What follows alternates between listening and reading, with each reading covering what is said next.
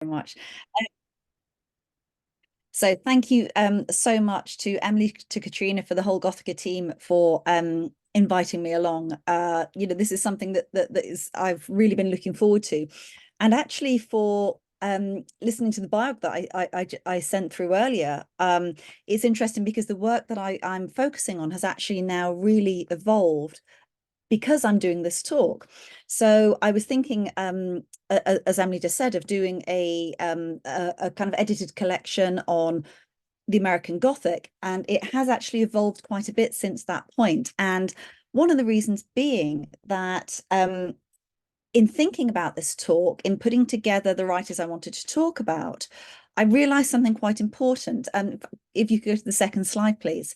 And I started kind of thinking about, well, all the writers I've chosen are, in one way or another, are New England writers. And there's a good reason for this. As Tammy, who's on the call, particularly knows, a lot of my writing has been based around Concord, Massachusetts, around the writers of Concord, Massachusetts. I write about Louisa May Alcott, Ralph Waldo Emerson, Henry David Thoreau, Margaret Fuller. A lot of my work has been around there. So it was quite natural for me to look at that area. Of course, Salem is not too far down the road from Concord as well. And people say, well, how do you get from Louisa May Alcott to the Salem Witch Trials? And actually, it's not that big a step. And again, I'll go into that a bit more detail. But as I was putting this together, I realized something kind of interesting, that all of my writers, as I'm sure you can already pick up from the screen, all of my writers are white. And I thought, well, this is kind of interesting because I've read enormous amounts of books about witchcraft in America and realized something that hadn't occurred to me as much before, that most kind of iterations of witchcraft in America are about white European witchcraft. They're about witch hunts, yeah, rather than thinking about kind of wider multicultural discussions, constructions of witchcraft. So to take a little step back, but I'll kind of work through this. I am still talking about the same four writers today that I intended to talk about. But actually, what this has done has made me really think about what I wanted to write. So it's no longer an edited collection, and it's no longer on the American Gothic as such. What I'm writing now is a book that I was just working on before I came onto the call, which is really, really exciting. And it's about witchcraft, magical traditions, and multicultural practice in American literature.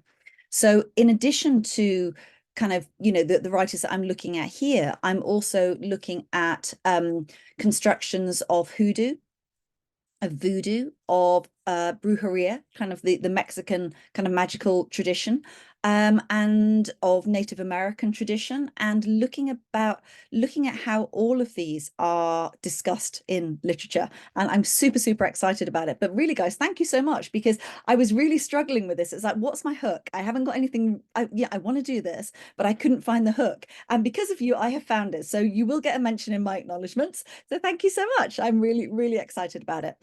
So why American Gothic? Why witchcraft in American Gothic? Because American Gothic tends to be known more for its kind of like 20th century iterations and about its kind of domesticity, about its sheer ordinariness, the horror of the ordinary. That's not really what witches are about.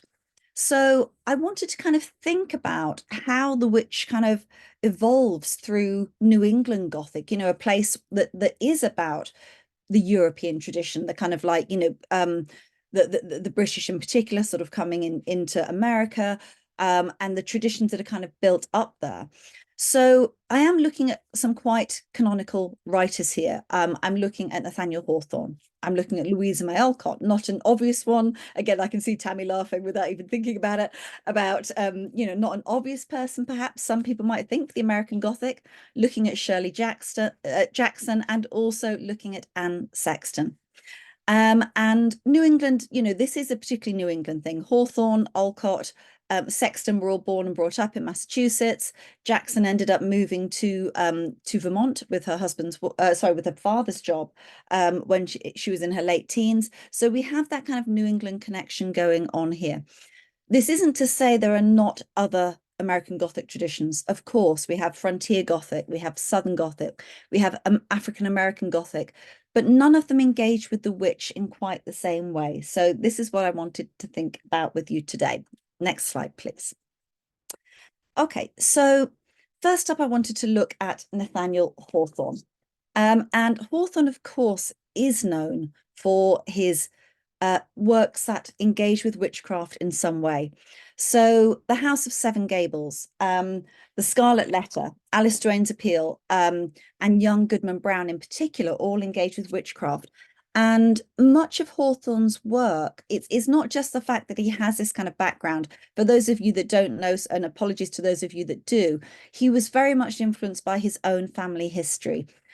Judge John Haythorne was not only one of the judges of the Salem Witch Trial, he was a judge who absolutely, to his dying day, apparently refused to repent and said, no, they were all witches. They all deserved to die. You know, even when the courts were starting to make restitution, even when the jurors had said, you know, we got this wrong, we take upon ourselves the guilt of innocent blood, you know, when, you know, other judges had kind of repented, Haythorne at the time was just like, no, I'm having none of this.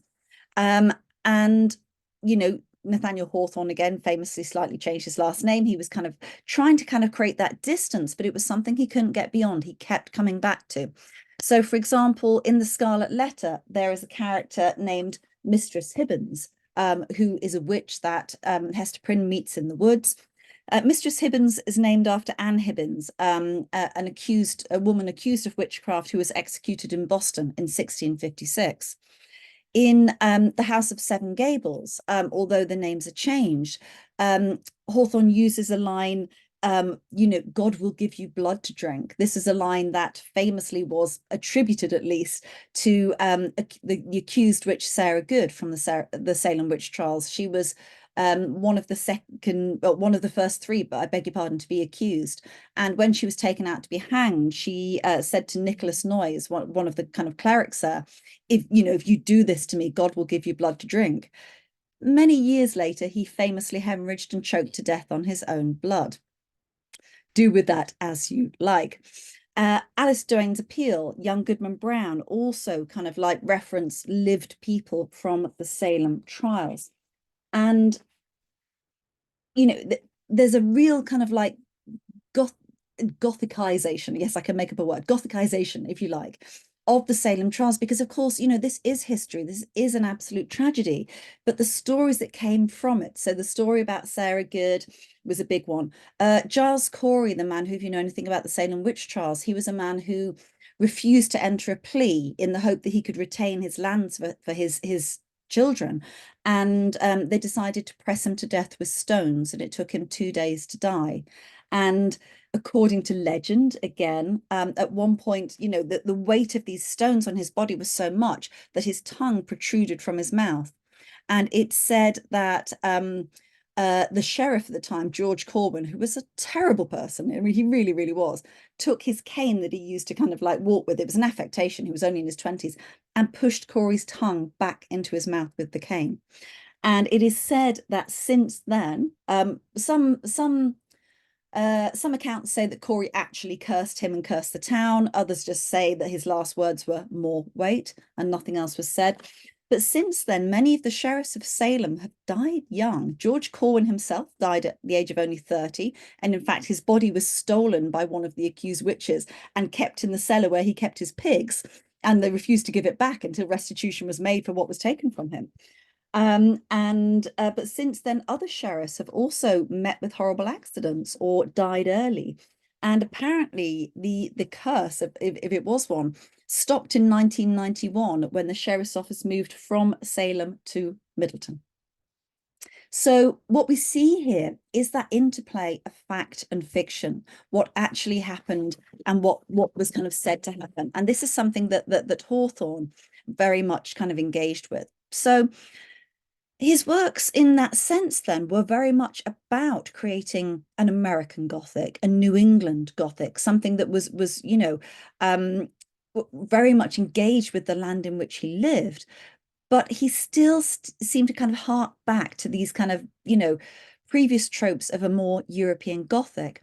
And as I say on the slide, he also adhered to the trope that was common to both on the evil nature of women. Next slide, please. So just a quick recap of the story. Hopefully some of you who kind of signed up a little early have managed to read some of the stories. If not, the links are there, so they're all online. Please do go and find them. And I wanted, with the four writers I was looking at today, they've all got texts that are better known, but I wanted to look at some that perhaps you didn't know as well. So I've gone here for The Hollow of the Three Hills. So I'm just having a look around at my I've got various notes written all over the place, so do bear with me. So a brief recap of the story, is only a very short story, is that a young woman meets in what seems to be a pre-planned meeting with an older kind of hag-like woman in this particular landscape created with these kind of three hills around and this hollow in the middle with this kind of like, nasty kind of pool in the middle for magical purposes. And she particularly wants to inquire about the welfare of quote, those behind me with whom my fate was intimately bound. So we have this idea of these kind of three supernatural visions that the kind of older woman shows to her. And during this, she sees, first up, her parents mourning her disappearance. Then she sees this lost husband. And again, I'll go through some detail later on.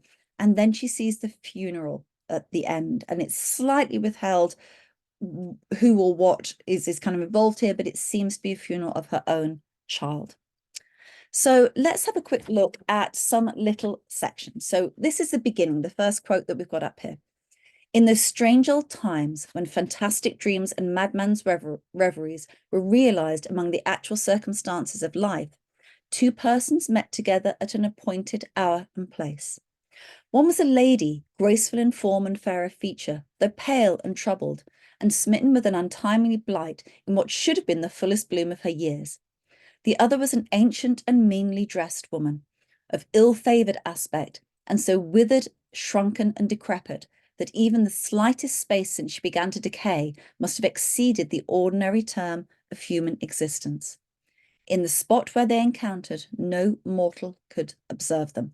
So I just want to break that down just a little bit. First up, I'm sure you've all picked up on the Macbeth references. Yeah, we have that idea of the appointed hour and place going on here. We have the withered hag-like woman who is kind of here, and they're meeting in this kind of, it's not quite a blasted heath, but it's not very far away. So what we have here is Hawthorne kind of, going back almost beyond European Gothic, really kind of going back to, a time where witchcraft was still believed in, going back to the time of James I, who wrote his demonology on how to kind of hunt witches.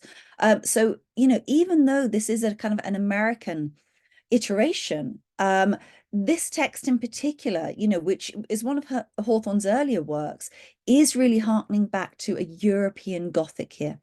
And of course, what we have here is the trope of the witch who is very much a Shakespearean witch. She is old, she is poorly dressed, she is ugly.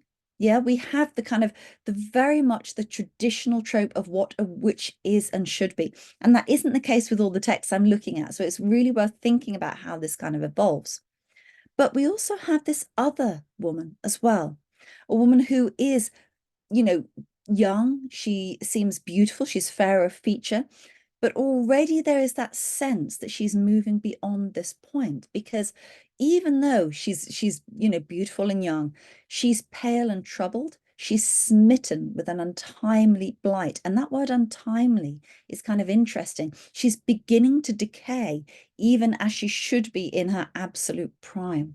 So we get the sense then that even the young and beautiful women are already tainted by the feminine, just by being feminine, that already that they have this within them, that they're going to already get to this kind of point.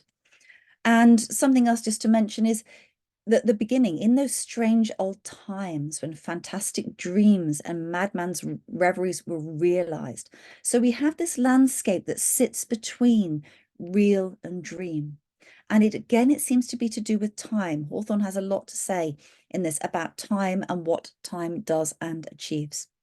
And in the second of the quotes here, such scenes as this, so great tradition tells, were once resort of the power of evil and his plighted subjects. And here at midnight, or on the on the dim verge of evening, they were said to stand around the mantling pool, disturbing its putrid waters in the performance of an impious baptismal rite. This very much goes back to Salem, but also was seen sort of elsewhere in witch trials across Europe. The inversion of religion, this idea of kind of baptism being something that should be the holiest of rites, but it is inverted for the devil's own purposes. Again, during the Salem trials, especially the later stages, which revolved more around Andover in Massachusetts, people were accused of baptizing, of having the devil baptizing their children in particular rivers and in particular pools as a kind of, reawakening, a rebirth into the devil's service. Next slide, please. So I'm just sorry to have to do that. I'm just going to put my light on because I can't see what I'm reading anymore. Just give me 1 second and I'll be with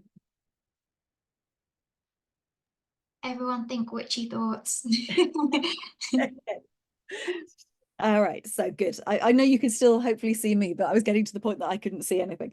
All right, so at this point then, the young woman has come to the older woman and is asking for help. So what we've shown here is the beginning of the rites. So the old woman seated herself on the trunk of the fallen tree, threw aside the hood that shrouded her grey locks, and beckoned her companion to draw near. Kneel down, she said, and lay your forehead on my knees. She hesitated a moment, but the anxiety that had long been kindling burned fiercely up within her. As she knelt down, the border of her garment was dipped into the pool. She laid her forehead on the old woman's knees, and the latter drew a cloak about the lady's face that she was in darkness. Then she heard the muttered words of a prayer, in the midst of which she started and would have arisen. Let me flee and hide myself, that they may not look on me, she cried, but with returning recollection, she hushed herself and was as still as death. There's 2 things I wanted to draw out of this short section here. One of them is about disguise and about that kind of Gothic kind of, hiding, deception, doubling, because we have the doubling of the 2 women here, one that throws aside the hood and one whose face is then therefore covered. Yeah, we have that idea of being in the pool here, that idea of reflection. Yeah, so that kind of Gothic doubling that kind of goes on throughout this, and the way that both women are kind of drawn into this section. But also, of course, again, we have that idea of prayer. And at this point, it is just the muttered words of the prayer. Muttering, again, was something within the Salem trials that was seen as a really problematic thing. Sarah Good, when she was accused, one of the main things she was accused of was that she muttered. Also that she smoked a pipe, because obviously that makes you a witch. But often she would kind of go to people's houses and ask for money or for food. And if she was kind of turned away, as she often was, she would go away muttering. And the idea was that obviously she was cursing people. Yeah, so muttering is something there that even though the prayer here seems to be a genuine prayer, that muttering definitely flags it as something different. Next slide, please. Okay, so here we're kind of in the section whereby the second section, the woman has already seen her parents, and her parents are in the kind of the first vision. And again, within Macbeth, we get these kind of like 3 visions that are shown to Macbeth, and kind of, but they're doing something problematic. They're really occluding a meaning and trying to create a certain narrative. And this is what we have again here. So beg your pardon, I'm just flicking through my own notes again here as well. So again, the withered hag poured forth the monotonous words of a prayer that was not meant to be acceptable in heaven. We get the idea of the inversion of religion. And soon in the pauses of her breath, strange murmurings began to thicken, gradually increasing so as to drown and overpower the charm by which they grew. Shrieks pierced through the obscurity of sound and were succeeded by the singing of sweet female voices, which in their turn gave way to a wild roar of laughter, broken suddenly by groanings and sobs, forming altogether a ghastly confusion of terror and mourning and mirth. Chains were rattling, fierce and stern voices uttered threats, and the scourge resounded at their command. All those noises deepened and became substantial to the listener's ear, till she could distinguish every soft and dreamy accent of the love songs. that died causelessly into funereal hymns. She shuddered at the unprovoked wrath which blazed up like the spontaneous kindling of flame, and she grew faint at the fearful merriment raging miserably around her. So what's kind of going on here is this idea of sound, this cacophony of sound, whereby we have voices, we have shrieks, we have sweet female voices, we have laughter, groaning, sobs. But there are no words here. There are only the words of the narrator. So we have the idea of kind of voices being occluded, voices being silenced, voices being just sound, just noise, just, language being something that fails at this kind of point. Only the kind of the prayer, this inversion of religion, is something that kind of like has an effect. So I wanted to just, in fact, if we go on to the next slide, please, just the last one for this story. What we kind of have here is the very ending. And then I just want to discuss the portrayals of women here in particular. It ends with when the kind of the funeral section here, reviling whispered but distinct from women and from men. Breathed against the, I'm sorry, I'm struggling to see something on the screen at the moment, so please do bear with me as I keep finding it on my printed out version here. So but basically what we're looking at is the funeral of the child that she's kind of left behind. And again, we get this idea of sound and sound kind of departing. But right at the end, when the old woman once more goes to kind of stir the kneeling lady, she lifted not her head. And the story ends, "Here has been a sweet hour's sport," said the withered crone, chuckling to herself. So what I wanted to think about here is this really quite startling misogyny. Hawthorne, one of the things he's kind of famous for is his hatred of women writers, in particular, this damned mob of scribbling women, as he kind of, described them. And there does seem to be a real kind of problematic construction of femininity here. It's very much about what women should be, this text. They should be young, they should be beautiful, they should be honorable, and particularly they should be loyal wives, devoted mothers and daughters, and loyal at least to each other, because what is kind of going on here is that this wife has left her family. She seems to perhaps have had an affair, but if that's so, then the man is entirely missing from that. Whoever she was dishonorable with, apparently has absolutely no responsibility for this whatsoever. It is just her actions that are constructed as dishonorable. And of course, we get that idea as well with the Scarlet Letter, that the focus is on Hester. She's the one that has to wear the Scarlet Letter A. And, her lover Dimsdale gets away with it and, for a lot of the text and just basically just lets her suffer. Doesn't own his own child, but finally kind of like dies towards the end.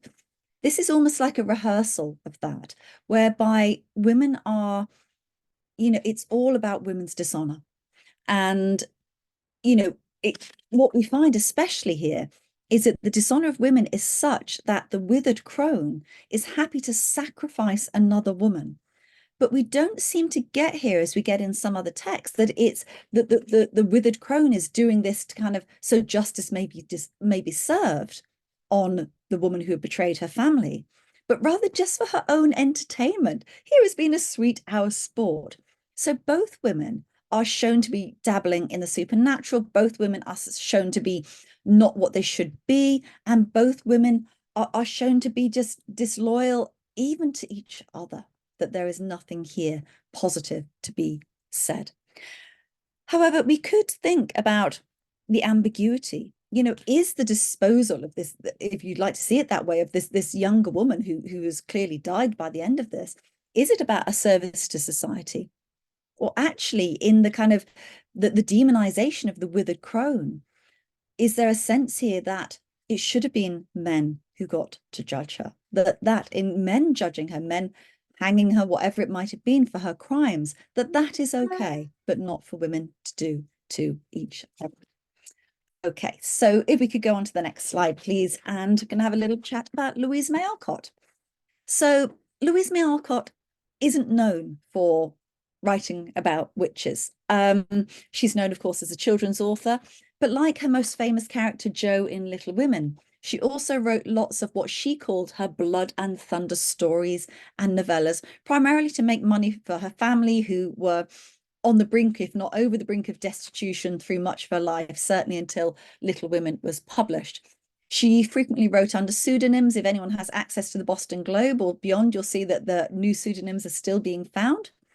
And she published in what certainly in England we might have called penny dreadfuls, these lurid publications that absolutely delighted in murder and taking opium and having affairs and all of this kind of stuff.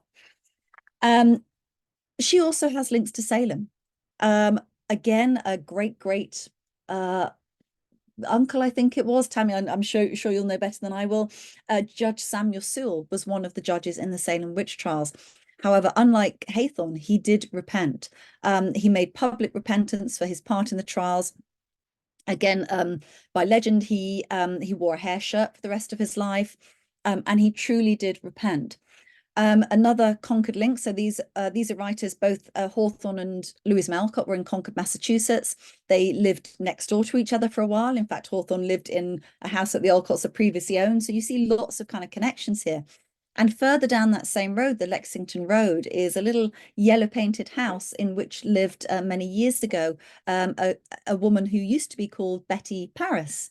And she was the first afflicted girl of the Salem witch trials. And she moved to Concord, Massachusetts on the same road at a different time. And lived out the rest of her life there as an adult as well. So we're seeing lots of connections here. So if you ask how I can get from Alcott to witches, you just have to walk down the road and they're right there. So Louise was very engaged with kind of the exciting blood and thunder kind of novels that she wrote.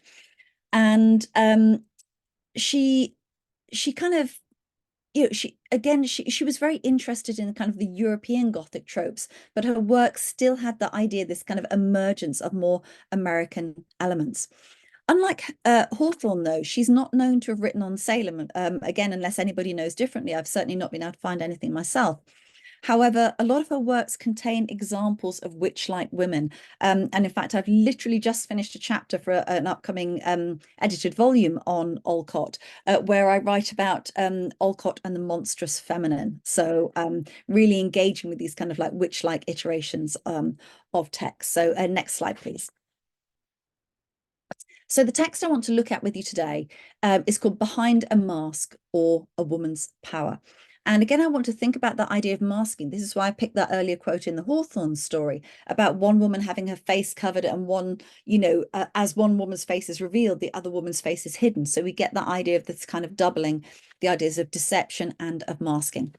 And I've written on the slide here, Behind a Mask, or Lady Audley's Secret. I'm just in the middle of marking at the moment. I'm grading papers and I'm writing an awful lot on Lady Audley's Secret. So if you haven't read Lady Audley's Secret and you have read Behind a Mask and you read the two, you'll see a lot of parallels between them. So Lady Audley's Secret is a 1860s sensation novel written about 4 years before Behind a Mask. I'm not saying that Alcott got her ideas from this. I don't know if she'd read it, but there's certainly a lot of similarities. And I think what we're seeing here is different tropes that kind of run throughout the sensation novel. And even though Lady Audley's Secret is an English novel, you see kind of similar things with sensation fiction. It was kind of like moving on from the Gothic. It was moving away from the Gothic tropes of the castles and the lords and the ladies and kind of like, sort of this intricate scene set within Europe, this idea of a decadence that was within Europe, to more domestic scenes in saying both in England and America, this could happen here too. So in Lady Audley's Secret and in Behind a Mask, what we have is a lower class woman who preys on the rich and but particularly rich, but seemingly very innocent older men who just fall for their dubious charms. And the only reason they're doing it is for their own financial gain. And the way in which they achieve this is by hiding behind this kind of mask of respectability and innocence. And Lady Audley's Secret is far more developed as a work just because it's a much longer form novel. But Behind a Mask has a much more interesting ending. So we'll get to that in just a moment. So as we go through, I just kind of want to look at the Gothic tropes of disguising, of enchanting, the kind of witch-like heroine character of Jean Muir, and again, this lack of sisterhood that we saw at the end of Hawthorne's text. Next slide, please. Okay. So I just want to have a look at this section from towards the beginning. And this is when the heroine, if you want to call her a heroine, Jean Muir, has arrived at the house of the Coventrys. And they're not quite, she's arrived as a governess, and they're not quite sure what yet to make of her. Of course, everyone looked at her then, and all felt a touch of pity at the sight of the pale-faced girl in her plain black dress, with no ornament but a little silver cross at her throat. Small, thin, and colourless she was, with yellow hair, grey eyes, and sharply cut, irregular but very expressive features. Poverty seemed to have set its bond stamp upon her, and life to have had for her more frost than sunshine. But something in the lines of the mouth betrayed strength, and the clear, low voice had a curious mix of command and entreaty in its varying tones. Not an attractive woman, yet not an ordinary one. And as she sat there with her delicate hands lying in her lap, her head bent, and a bitter look on her thin face, she was more interesting than many a blithe and blooming girl.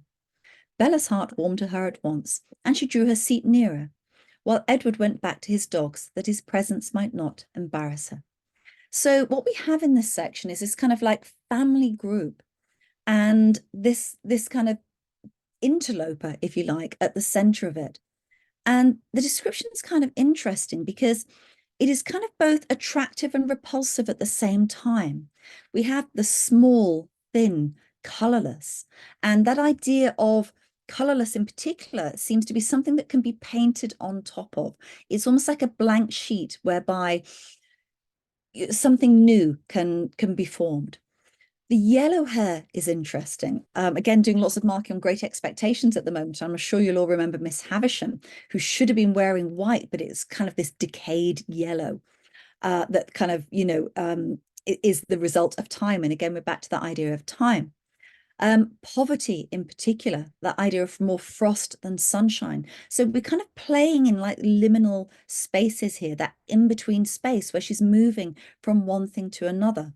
Because even though this initial description is not very attractive, we then have the strength of the mouth, the clear, low voice, not attractive yet not ordinary, this liminal space whereby she's creating something new and being more interesting than many a blithe and blooming girl. So we have this idea then that she's kind of, inveigling her way into this family of the social betters. Next slide, please. So at the end of this chapter, we see Jean Muir on her own. And something here is different. We see now this idea of the behind the mask. When alone, Miss Muir's conduct was decidedly peculiar.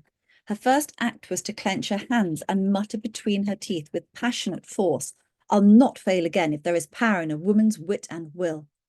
She stood a moment motionless, with an expression of almost fierce disdain on her face, then shook her clenched hand as if menacing some unseen enemy.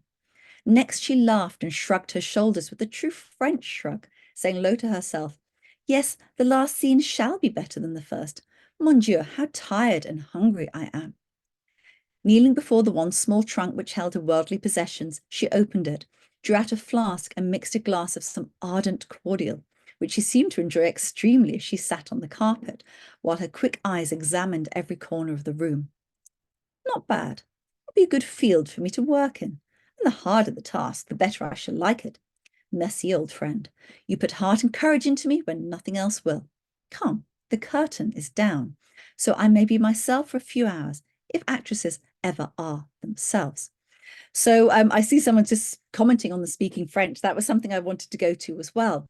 That idea of the French, there was something about decadence going on there. Something, of course, about education as well, but there's kind of like two sides to it.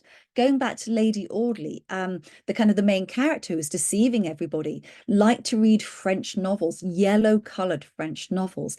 And again, we get that idea of decadence here. So something about the French kind of, she's on her own here. So she's not performing to a crowd. This isn't about showing an education. She's using French words by herself where she's unseen. And there is something there about that decadence, something unpleasant in the kind of, the reference to kind of Frenchness going on here. So to read the final paragraph here, still sitting on the floor, she unbound and removed the long, abundant braids from her head, not just unbound, but removed them, wiped the pink from her face, took out several pearly teeth, and slipping off her dress, appeared herself indeed, a haggard, worn, and moody woman of 30 at least. I saw somebody again just popping a comment on here about this, about that idea of being haggard, worn, and moody at 30, of missing teeth, of hair just being literally taken off, you know, getting rid of the kind of the glow of youth here. And, you know, there's something really unpleasant about this. It's actually very Jonathan Swift, you know, this kind of really nasty idea of the woman who's kind of faked herself to appear younger than she is. But the haggard, worn, and moody woman of 30, again, I think very much referred to Alcott herself, you know, who had been through a terrible time in the American Civil War as an army nurse, who was very, very ill. She almost died, and very much at 30 was already feeling like her best years were behind her in many ways. To carry on, the metamorphosis was wonderful, but the disguise was more in the expression she assumed than in any art of costume or false adornment. So again, we get this idea of play acting. And during the Salem witch trials, and I'm not saying that the Alcott is directly referencing this, but it was something that the girls who were accusing the people in the town of witchcraft, when they were in court, it's believed that they were very much play acting, because if somebody in the court put their hand to the throat, one of the accused, all the girls would be like strangling themselves and unable to move. If they rolled their eyes, all the girls were kind of like desperately rolling their eyes. They were claiming that they were being pinched. They were claiming that they were being bitten. They were going into what was called their fits as people stood in court being accused of witchcraft. So what we have here in that idea of disguise, of masks, of play acting, is this idea of a deviant femininity that we see kind of happening, being depicted, and also being kind of, you know, really being kind of a demonization of women as this goes on through. And of course, what we also have here is that she's drinking alcohol.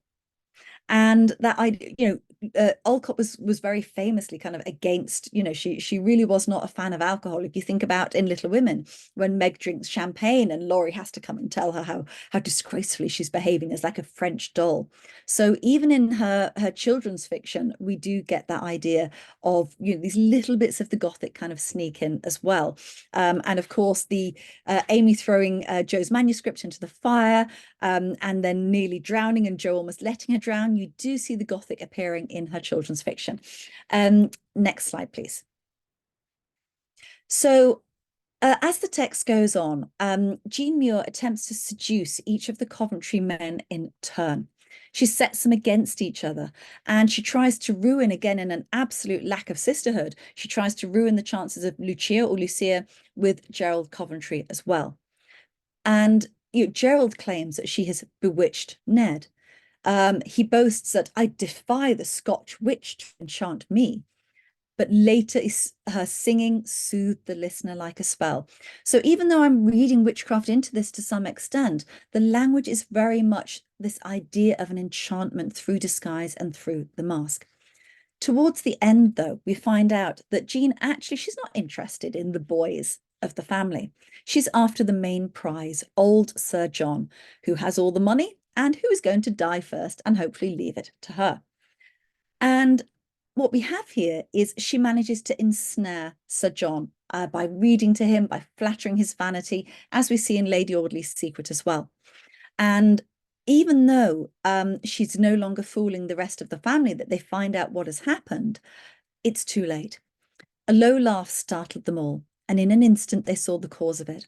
While Sir John spoke, Jean had taken the letters, these are the letters that would convict her, from the hand which he had put behind him, a favourite gesture of his, and unobserved had dropped them on the fire.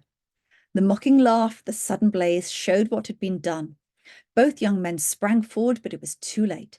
The proofs were ashes, and Jean Muir's bold, bright eyes defied them, as she said with a disdainful little gesture, "Hands off, gentlemen. You may degrade yourselves to the work of detectives, but I am not a prisoner yet. Poor Jean Muir you might harm, but Lady Coventry is beyond your reach. So the interesting thing about Behind a Mask compared to The Hollow of the Three Hills is that she gets away with it. Also compared to Lady Audley, where Lady Audley is punished by madness and death. Alcott's dark heroine. She cheats, she lies, she kind of plays the witch, and she gets everything she desires. She's a witch heroine to be proud of, and she retreats back almost into the European Gothic. She becomes Lady Coventry. And this isn't the case with all of Alcott's Blood and Thunder works. If you go back to her juvenilia, the plays that she wrote as a teenager, which were published by Anna Alcott as comic tragedies after Louisa's death. We have Norna or A Witch's Curse, whereby the witch is all about sisterhood. She's all about avenging, the kind of the young woman who'd been harmed by the man. But in this one, Alcott absolutely seems to be on the side of the deviant feminine, of the monstrous feminine, and absolutely not just lets her get away with it, but seems to celebrate it. Next slide, please. Okay, so let's move on briefly then to Shirley Jackson. So Shirley Jackson is an incredible writer and is known, especially for her novels. She's known for The Haunting of Hill House. She's known for We Have Always Lived in the Castle, both of them which I'd highly recommend if you haven't read them. And she's very much embedded in the American Gothic tradition, whereby she's left behind Europe, she's left behind the castles, although again, The Haunting of Hill House is very much about this kind of using the location, using housing as kind of a Gothic trope in itself. Her short story, The Lottery, is probably the most famous. If you haven't read it, I'm not going to spoil it for you. But it's about this kind of about small town America. Shirley Jackson's also known for being almost the pioneer of what we might now call mummy lit. She's written these stories about her children, growing up with her children, which are very, very much not really as autobiographical as she might like to kind of put forward. From a quote I'm using later, it's like she's faking it up with the truth. But there are some real like Gothic little spikes through her mummy lit, which I do recommend if you want to read them. But even within this new American tradition where she's looking at the horror within the ordinary, there are stories about witches that are overtly about witches.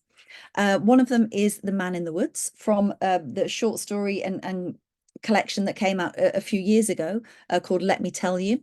And the one I want to look at today is called The Witch. But before, next slide, please, I just wanted to look at a couple of other instances. Oh, in fact, that's not on that one. I do beg your pardon. Okay, sorry. There's a couple of quotes that I wanted to use that I seem to have fallen off these slides. So not to worry, but she, in her own biography, no, I think it's off. I must have sent you the wrong version. Please don't worry. But in her own biography, in the way that, her autobiography, where she was writing about herself, she very much positioned herself as a witch character, engaging with her herbs, in the way that she was kind of living. She talked about herself as a witch character.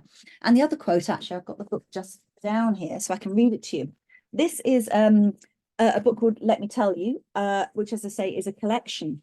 And at the beginning of this, there is a quote that it's not attributed to anything. It just says it's by Shirley Jackson. And I've tried to find the source of it. If anyone has it, I'd be really interested. But there's a short kind of quote right at the beginning of the book. And it reads, Margaret stood all alone at her first witch burning. She had on her new blue cap and her sister's shawl, and she stood by herself waiting. She had long ago given up on finding her sister and brother-in-law in the crowd, was now content to watch alone. She felt a very pleasant fear and a crying excitement over the burning. She'd lived all her life in the country, and now, staying with her sister in the city, she was being introduced to the customs of society. And I think this quote's really amazing. There are a number of things here. First up is that she's gone to a witch burning. Now, witches weren't burnt really in America. They tended to be hanged. This is very much a European thing. But this definitely is being set up as something American. She's being introduced to the customs of society. She's staying in the city. This isn't kind of like a rural, backwards vision of America. This is about a looking forwards, about something new, about a kind of an urban development. But again, I don't know where this quote comes from. It just says Shirley Jackson, but it's at the beginning of the book if you're interested. So The Witch is from 1949, and it's a really, really short story. In my version, it's not even 3.5 pages long. And I picked this one as opposed to some of the others because of its very ordinariness. You know, it really is that kind of domestic American Gothic, but it also moves between the fairy tale hag witch of European Gothic with the kind of ordinariness here. So this is a story then of a little boy who is taking a train journey with his mother and his baby sister. And the mother's got the baby sitting on her knee, and the boy's just looking out of the window. And he's kind of narrating to his mother what is outside the window. But it's also about what is inside his head, because we get this slippage between what is seen and what is imagined. So at first he says, "We're on a river. This is a river and we're on it." "Fine," his mother says. "Then we're on a bridge over a river." They're no longer on the river. They've kind of moved to a bridge over the river. And people wander in and out of the carriage, but there's just the three of them really sat there. And then he says, "There's a cow." And then after a while, his baby sister has kind of fell over and is crying. And he kind of goes over and pets her and kind of, gives her back her, sort of like make sure that she's okay. And then goes and sits back looking out of the window. And this is where we are. "I saw a witch," he said to his mother after a minute. "There was a big, old, ugly, old, bad, old witch outside." "Fine," his mother said. "A big, old, ugly witch. And I told her to go away and she went away," the little boy went on, in a quiet narrative to himself. "She came and said, 'I'm going to eat you up.' And I said, 'No, you're not.' And I chased her away, the bad, old, mean witch." So what we have here is this very kind of American scene of a family traveling on a train. But this seems to be very much back to the hag witch that we began with. Look at the adjectives: a big, old, ugly, old, bad, old. Yeah, 6 adjectives, all very much with this idea of the kind of, the traditional witch. She is female, she is old, she is ugly, she is bad. Yeah. And the old, old, old is repeated there, this demonization of the aging woman that we see throughout literature on witches. And the boy continues talking to himself. And this is where we get the idea that she is female, a big old ugly witch. And I told her to go away and she went away. But then we get this movement where the witch is both going and coming at the same time. She went away, he says, then she came, and then I chased her away. So we get that kind of that liminal space, this movement of the witch to and from the boy. One other thing to note here: "I'm going to eat you up." So we have ideas of consumption. And of course, this very much goes back to fairy tales, to Hansel and Gretel, that idea of the witch consuming children. But it goes a little bit off track as we carry on. Next slide, please. So let's have a look at this. So after this scene, a man comes in. And he's an ordinary looking man. He's elderly, he has a pleasant face, he has white hair, he wears a blue suit, he carries a cigar. And we have a bit of an idea here about this kind of gendered tropes that are coming through here, where the man gestures to the boy with a cigar. And the boy says, "My father smokes cigars." The man says, "All men smoke cigars. Someday you'll smoke a cigar too." "I am a man already," the little boy said. "How old are you?" the man asked. The little boy says, 26, 840, 80. But the mother says, 4. So we have here these ideas of manhood, what it means to be a man, the smoking of the cigar, the fact that all men do the same thing, that the boy is a man already. So we have this, again, this kind of liminal space going on here between manhood and boyhood, but the genders are separated. The boy and the man are on one side of the carriage, and the woman and the young girl are on the other. So the boy, oh, sorry, I beg your pardon. The man says, "Do you love your sister?" And then says, "Listen, shall I tell you about my little sister?" "Once upon a time," he began, "I had a little sister just like yours." The little boy looked up at the man, nodding at every word. "My little sister," the man went on, "was so pretty and so nice that I loved her more than anything else in the world. So shall I tell you what I did?" The little boy nodded more vehemently, and the mother lifted her eyes from her book and smiled, listening. I bought her a rocking horse and a doll and a million lollipops, the man said. And then I took her and put my hands around her neck and I pinched her and I pinched her until she was dead. It carries on. I'm missing some of this out. I do recommend you read it, but it is extremely dark. He says, and then I took and I cut her head off and I took her head. Did you cut her all in pieces? The little boy asked breathlessly. I cut off her head and her hands and her feet and her hair and her nose, the man said. And I hit her with a stick and I killed her. So what we're getting through these quotes here, apart from the absolute kind of horror, real Gothic horror of this scene, is this kind of this gendered violence. And the violence doesn't just begin with what he does to the sister, but the fact he says she was so pretty and so nice that I loved her more than anything else in the world. Again, what we're being shown here is what women, what girls should be to gain male love. They must be pretty. They must be nice. They must be the angel in the house. They must behave in the way that they're supposed to. And he says he rewards her with like consumer goods. I bought her a rocking horse and a doll and a million lollipops. And we've already had the trope of lollipops running through the story. And then he says, I took her and put my hands around her neck and pinched her until she was dead. But she seems to die twice because she kind of carries on and he says, I cut all these things off her. We get that destruction of the female body, the kind of monstrousness of the female body, the destruction of her prettiness, her beauty, her niceness. And then he says, I hit her with a stick and I killed her. So he kind of kills her twice. So we get this really, really nasty and unpleasant violence here. And the violence is also in the boy's breathless listening to the story, and that the man and the boy laugh over this story as well. Next slide, please. And it continues. And I took her head and I pulled out her hair and your little sister, the little boy prompted eagerly. My little sister, the man said firmly. And I put her head in a cage with the bear and the bear ate it all up. Ate her head all up, the little boy asked. So again, we get this idea of consumption. But here it seems to be about, male power over the female and something really dark, really awful about this idea of consumption going on here. The fact that the woman is consumed by the man. And some quotes that I don't have here, just because it was going to be too much to put the whole story up here, is that the mother kind of like intervenes at this point. And the little boy says, the man cut up his little sister. And she says, I can easily call the conductor. And the boy says, the conductor will eat my mummy. We'll chop her head off. And the man replies, and little sister's head too. The mother tries to get rid of him. And the little boy says, my mummy will eat you. The man laughed and the little boy laughed. So we have this, the darkness is in the humor in this. I mean, this horrible, horrible description and the kind of humor going on here. And the sexualization as well, the gender divide, the violence that's going on here. And it kind of carries on towards the end. And the last quote here is the end of the story. Did that man really cut his little sister up in pieces? He was just teasing, the mother said, and added urgently, just teasing. Probably, the little boy said.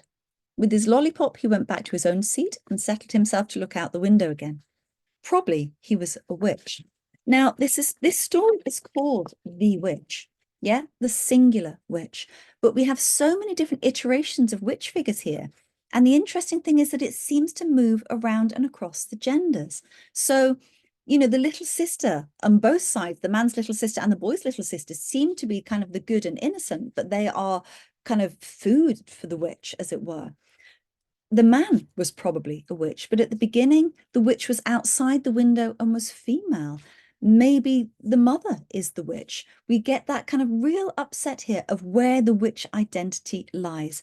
And it moves kind of around and is never really resolved where the witch is and who the witch is within this section. Okay,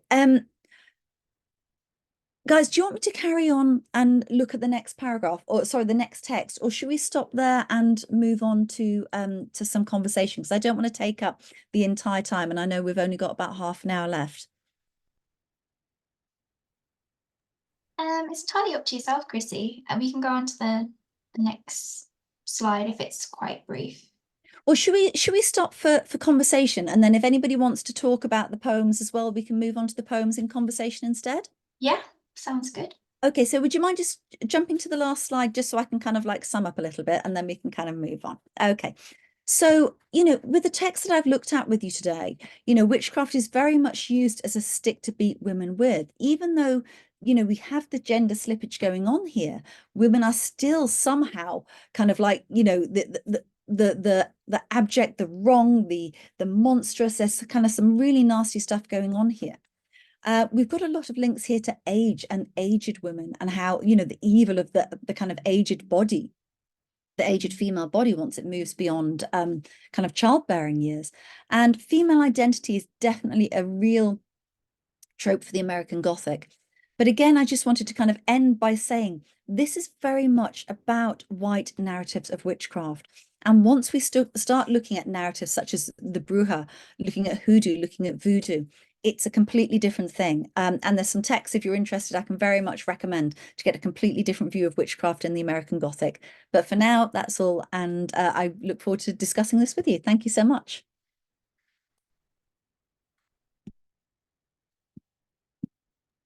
Thank you so much, Krissie. I think we've got lots of Zoom clapping going on, and if everyone wants to do some little emojis and thanks in the chat, that would be great. But that was so awesome. We learned so much. There's some amazing text there. I'm just still like very chilled about the Shirley Jackson one. I just think it's incredible.